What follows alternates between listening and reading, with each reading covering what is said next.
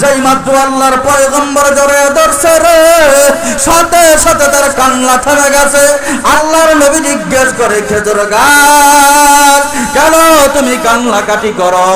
ওই সময় খেজুর গাছ বলে, হে রাসূলুল্লাহ, ইয়া হাবিবাল্লাহ, ওগো নবী, আমি জীবনে কল্পনা করি নাই আপনার এই বরকতি শরীরের সাথে আমার টাচ লাগবে। আপনি যখন আমাকে কথা বলার জন্য আমাকে ব্যবহার করতেন, আমার জীবনটা ধন্য হয়ে গেছে। ইয়া রাসূলুল্লাহ, ইয়া হাবিবাল্লাহ, আপনি হয়তো জানেন না, একটা জুমার দিন যাওয়ার পরে আমি আর একটা জুমার জন্য অপেক্ষা করি। আবার কোন দিন জুমার দিন আসবে, আল্লাহর নবীর বরকতি গায়ের ছোঁয়া আমার শরীরের সাথে লাগবে, আমি অপেক্ষা করতাম। কিন্তু নবী গো, আপনি যখন নতুন মেম্বারের ভিতরে দাঁড়াইছেন, আমি তখন বুঝলাম আর জীবনে মনে হয় আপনার সাথে আমার সম্পর্ক হবে না, আপনার সাথে টাচ লাগবে না। এই জন্য আমি আমার হৃদয়ের কান্নাটা আর চেপে রাখতে পারলাম না। এই জন্য আমি আমার সেই দুঃখে বিচ্ছেদ বেদনায় দুঃখিত হয়ে আমি হাউমাউ করে কান্নাকাটি করতেছি। জোরে কান্না সুবহানাল্লাহ। মুসলমান ভাইরা আমার, পরবর্তীতে হাদিস শরীফের ভিতরে আসছে, আল্লাহর পয়গম্বর ওই খেজুর গাছকে সান্ত্বনা দিয়েছে, এরে খেজুর গাছ, তুমি যে আমি মুহাম্মদকে এত ভালোবাসো, আমার জানা ছিল না। বাকি তোমার জন্য আল্লাহর কাছে সুপারিশ করব।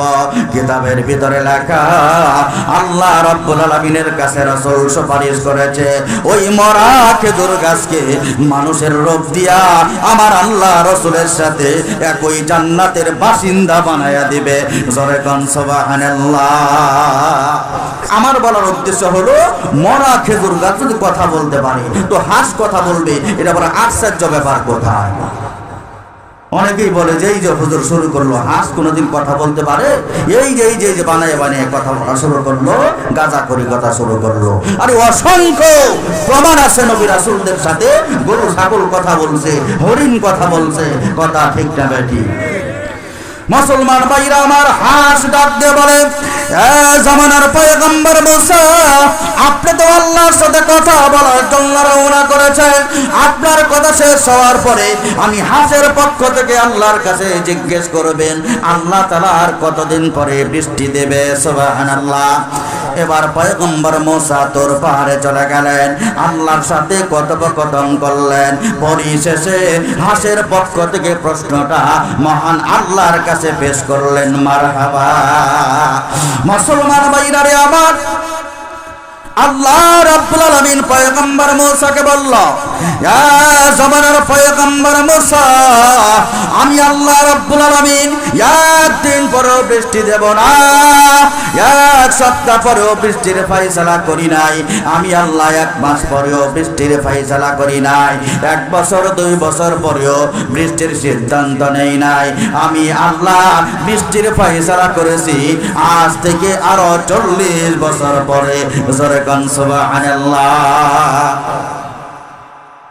এই 40 বছর পরে বৃষ্টি হবে, এই সংবাদরা হাঁসের জন্য সুসংবাদ না দুঃসংবাদ?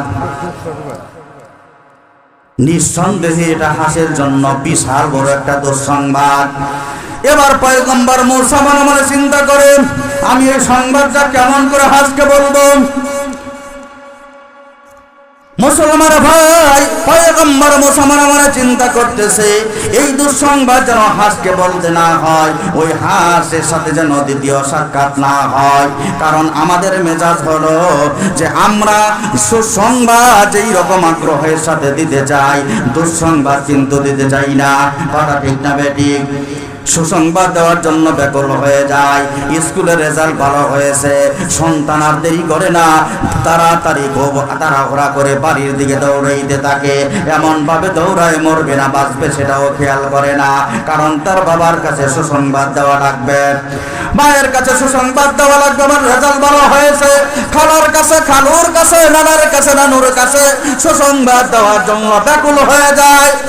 পক্ষান্তরে এমন পরিবারের কিছু সন্তান দেখা যায়, সকাল 10টার সময় রেজাল্ট ঘোষণা করেছে স্কুলে, বিকাল 5টা হয়ে গেল, এখনো পর্যন্ত বাড়িতে আসে না। কথা ঠিক না বেঠিক? খোঁজখবর নিয়ে দেখে, এশারের পরে খোঁজখবর নিয়ে দেখে যে ছেলেটা তার খালার বাড়িতে লুকাইছে। কথা ঠিক না বেঠিক? কেন কেন? কারণ পরীক্ষায় ফেল মারছে, ডাব্বা মারছে। এই ডাব্বার খবর কেমন করে বাড়িতে গিয়া দিবে? এই ফেল করার সংবাদ বাড়িতে দিতে পারবে না। লজ্জার কারণে বন্ধু বান্ধব থেকে বিচ্ছিন্ন হইয়া, পরিবার থেকে বিচ্ছিন্ন হইয়া গোপন কোনো আত্মীয়র বাড়িতে চলে যায়। কথা ঠিক না বেঠিক? শুধু তাই নয় রে বন্ধু, আমরা তো পেপার পত্রিকা খুললে অনেক সময় পাওয়া যায়। এখন তো ইন্টারনেটের যুগ, সাথে সাথে সংবাদ পাওয়া যায় যে অমুক এলাকার অমুকের ছেলে এসএসসি পরীক্ষায় ফেল করার কারণে গলার ভিতরে রশি লাগাইয়া দুনিয়া থেকে বিদায় নিয়েছে। কথা ঠিক না বেঠিক? অমুক এলাকার অমুকের মেয়ে পরীক্ষায় ফেল করার কারণে বিষ পান করে আত্মহত্যা করেছে। এই রকম সংবাদ কি আপনারা জীবনে শুনছেন? আর যেরকম জীবনে কি শুনছেন? আরে বোঝা যায় ফেল করা যেমন একটা দুঃসংবাদ। এই দুঃসংবাদ পরিবারের কাউকে দিতে পারবো না, এই দুঃসংবাদ বন্ধু বান্ধবকে দিতে পারবো না। না না, প্রয়োজনে জীবনটা শেষ করে দেব, তারপরেও আমি দুঃসংবাদ কাউকে দিতে পারবো না। জোরে কোন কথা ঠিক না বেঠিক? এই জন্য সুসংবাদ দেওয়ার জন্য যেমন ব্যাপক, দুঃসংবাদ দেওয়ার জন্য আমরা ওরকম আগ্রহী না। কথা ঠিক না বেঠিক? জামানার নবী মুসা চিন্তা করলো এই দুঃসংবাদটা আমি হাঁসের কাছে দেই কিভাবে? আগ্রহী নয়, একেবারে আগ্রহী নয়। আমার টেনশন করতেছে, দুঃসংবাদ দেওয়ার সাথে সাথে হাঁস তো আল্লাহকে নিয়ে বাজে মন্তব্য করবে, গালিগালাজও করতে পারবে। মুসা পয়গম্বর চিন্তা করলো সংবাদ শোনার সাথে সাথে তো হাঁস বলবে। এইটা কি আল্লাহ একটা সিদ্ধান্ত নিল? দীর্ঘদিন যাবৎ বৃষ্টি হয় না, আবার বলতেছে আরো 40 বছর পরে বৃষ্টি হবে। আমি তো বৃষ্টি দেখবই না, আমার পরবর্তী বংশধর দেখতে পারবে না। কত বংশধর লাগবে তারপরে সে 40 বছর পরের বৃষ্টি দেখবে? জোরে কোন কথা ঠিক না বেঠিক? তো আল্লাহকে নিয়ে বাজে মন্তব্য করবে। আল্লাহ তো এই হিসাবের কাজ করে নাই, আল্লাহ আমাদের উপর রীতিমতো জুলুম করতেছে। এই রকম আজে বাজে কথা বলবে। এই বিষয়টা হযরতে মুসা নবীর কল্পনা। কথা ঠিক না বেঠিক? যাই হোক, আস্তে আস্তে করে গন্তব্যের দিকে রওনা। নির্দিষ্ট জায়গায় আসার পর এইবার হাঁস জামানার পয়গম্বর মুসাকে ডাকতে বলে, জামানার পয়গম্বর মুসা, আর দেরি করবেন না, তাড়াতাড়ি বলেন, সুসংবাদ বলেন। আর কতদিন পরে বৃষ্টি হবে? আমি আমার স্বজাতিদের কাছে সুসংবাদ দেব। পয়গম্বর মুসা কোনো কথা বলে না, নিস্তব্ধ হয়ে দাঁড়িয়ে রয়েছে।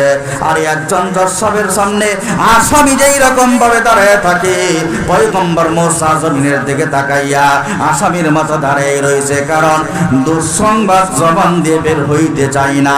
কথা ঠিক না বেঠিক? তারপরও যখন হাঁস বারবার পিরাপিরি করলো, এবার পয়গম্বর মুসা বলল, আরে হাঁস, কান ফলে শুনে নাও, আল্লাহ বলেছে 1 বছর পরে 2 বছর পরেও বৃষ্টি দেবে না। আল্লাহ তাআলা বলেছেন আজ থেকে আরো 40 বছর পরে এই পৃথিবীর জন্য বৃষ্টির ফায়সালা করেছে। সুবহানাল্লাহ। এই কথাটা বলার পরে এবার মুসা পয়গম্বর অপেক্ষা করতেছে হাঁসের রাগারাগি দেখবে, হাঁস কেমন করে আল্লাহকে নিয়ে বাজে মন্তব্য করে সেটা দেখবে, আল্লাহকে নিয়ে গালিগালাজ করে সেটা দেখবে। কিন্তু ঘটনা উল্টা হয়ে গেল। এই সংবাদটা শোনার সাথে সাথে হাঁসের জবান থেকে কোনো বাজে মন্তব্য বের হয় নাই, বরং আল্লাহর এই সিদ্ধান্তকে সমর্থন জানায়া ওই ক্ষুদ্র হাঁস মালিকের দরবারে শুকরিয়া আদায় করে আলহামদুলিল্লাহ বললেন। জোরে কোন মারহাবা। হাঁসের চিন্তা হলো যে আল্লাহ তো 40 বছর পরে বৃষ্টি দিবে ঘোষণা করছে, আল্লাহ যদি বলতো জীবনেও বৃষ্টি দেব না, ঠেকানোর কোনো কায়দা ছিল না। কথা ঠিক না বেঠিক? 40 বছর পরে তো তাও দিবে, হয়তো আমি দেখবো না, আমার কোনো না কোনো বংশধর দেখতে পাবে। যদি বলতো জীবনেও বৃষ্টি দেব না, আমাদের কার কি করা ছিল? সেই দিকে তাকায়া হাঁস শুকরিয়া আদায় করলো। জামানার পয়গম্বর মুসা আসমানের দিকে তাকিয়ে দেখে আসমানের অবস্থা পরিবর্তন হয়ে গেছে। হঠাৎ করে আসমান থেকে মুষলধারে বৃষ্টি বইতে আরম্ভ করলেন। জোরে কোন আল্লাহু আকবার। এবার পয়গম্বর মুসা একবার হাঁসের দিকে তাকায়, আরেকবার আসমানের দিকে তাকায়। একবার হাঁসের দিকে তাকায় আর একবার আসমানের দিকে তাকায়, আর আল্লাহরে ডাক দিয়ে কয়, আল্লাহ তুমি আমারে কইলা কি আর করলা কি? আল্লাহ এই মাত্র আমারে বললা 40 বছর পরে বৃষ্টি হবে, অথচ বৃষ্টি তুমি এখনই নাজিল করলা। রব্বুল আলামিন আমারে কইলা কি আর করলা কি? হাঁস তো এখন মনে মনে আমাকে গালিগালাজ করতেছে, ধরে কোন ঠিকটা ঠিক। হাঁস তো মনে মনে এমন আমাকে নিয়ে বাজে মন্তব্য করতেছে যে নবীরাও যে মিছা কথা কয়, এইটা তো আমার আগে জানা ছিল না। আল্লাহ হাঁস তো মনে মনে আমাকে মিথ্যুক ভাবতেছে, আর মনে মনে আমাকে ধোঁকাবাজ ভাবতেছে। হাঁস তো মনে মনে বলতেছে, জমানার পয়গম্বর মুসাকে বলেছিলাম একটা সংবাদ জানার জন্য, আল্লাহর কাছে সংবাদের কথা মনে হয় বেশি করে নাই, মনে করছে হাঁস জিজ্ঞেস করছে ওরে লামসাম বুঝাই দিলেই চলবে। কোন রকম কোন জিজ্ঞাসার সিদ্ধান্ত না শিখায়া মনে হয় আমারে মিছা কথা কইয়া লামসাম দিয়া বুঝাই দিবে। না হয়তো এই মাত্র বললো 40 বছর পরে, অথচ আল্লাহ বৃষ্টি তো এখনই দিল। যেরকম সুবহানাল্লাহ। আল্লাহকে বলতেছে, আল্লাহ এরকম বাজে মন্তব্য তো হাঁস আমাকে নিয়ে করতেছে, আল্লাহ হাঁসের কাছে আমারে কেন ছোট বানাইলা? এখন বৃষ্টি দিবা আমার কাছে বললেই তো চলতো, কথা ঠিক না ঠিক? আমি বরং সুসংবাদ আনন্দের সাথে দিতে পারতাম। আপনার এই দুঃসংবাদটা দেওয়ার জন্য আমি কত রকমের চেষ্টা করেছি যেন দুঃসংবাদ দিতে না হয়। আল্লাহ এই সুসংবাদ আমার কাছে বললেই তো হয়তো আমি বলতে পারতাম। আল্লাহ আমারে কইলেন কি, আর এখন কেন বৃষ্টি নাজিল করলেন, কাজটা করলেন কি? আল্লাহ জামানার পয়গম্বর মুসাকে ডাক দিয়ে কয়, ইয়া জামানার পয়গম্বর মুসা, 40 বছর বৃষ্টি হবে যেই সংবাদ তোমার কাছে দিয়েছি, আর এখন যেই বৃষ্টিটা নাজিল হলো দুইটাই সত্য। যেরকম সুবহানাল্লাহ। মুসা নবী কয়, আল্লাহ জীবনে কত অঙ্ক মিলাইলাম, অঙ্ক তো এটা মিলাইতে পারি না। 40 বছর পরে বৃষ্টি হবে ওই সংবাদও সত্য, আবার এখন বৃষ্টি নাজিল করলেন এইটাও সত্য, হিসাব তো মেলে না। আল্লাহ কয়, পয়গম্বর মুসা তুমি যখন আমার কাছে জিজ্ঞেস করেছিলা তখন আমি আল্লাহর সিদ্ধান্ত ছিল আর 40 বছর পরেই বৃষ্টি দেব। এ পয়গম্বর মুসা, তোমার এই সংবাদটা শোনার পরে হাঁস কোন রকম বাজে মন্তব্য না করে যখন আমি মালিকের কাছে শুকরিয়া আদায় করেছে, এই শুকরিয়া আদায়ের দৃশ্যটা আমি আল্লাহর কাছে বড় পছন্দ হয়েছে। আমি আল্লাহর দয়ার সাগরে জোশ চলে আসছে, আমি আল্লাহ রাব্বুল আলামিন এই হাঁসের শুকরিয়া আদায় করার দৃশ্যটাকে কেন্দ্র করে আমি আল্লাহ 40 বছর পরের বৃষ্টিটা আগায়া আমি আল্লাহ 40 বছর আগেই বর্ষণ করলাম। জোরে কোন মারহাবা। হে মুসা, 40 বছর পরেই দেওয়ার কথা ছিল, কিন্তু হাঁসের শুকরিয়া আদায় করার কারণে আমি আল্লাহ 40 বছর পরের বৃষ্টিটা 40 বছর আগে নাযিল করে এই হাঁসকে বৃষ্টি নামক নিয়ামত দিয়া খণ্ড করলাম। জোরে কোন সুবহানাল্লাহ। আমার বলার উদ্দেশ্য, এইরকম অনেক নিয়ামত আমাদের পরে পাওয়ার কথা। আমরা যদি সবসময় মালিকের শুকরিয়া আদায় করতে পারি, এরকম অনেক পরের নিয়ামতগুলো আল্লাহ তাআলা আগে আগে আমাদের সংসারে পাঠিয়ে দিবে, আমাদের জীবনে পাঠিয়ে দিবে। কথা ঠিক না বেটি? এই জন্য যতদিন বাঁচবো সব সময় মালিকের দরবারে শুকরিয়া আদায় করবো। পারবো না ইনশাআল্লাহ? আল্লাহ সকলকেই তৌফিক দান করুন। সকলে পড়ি আমিন।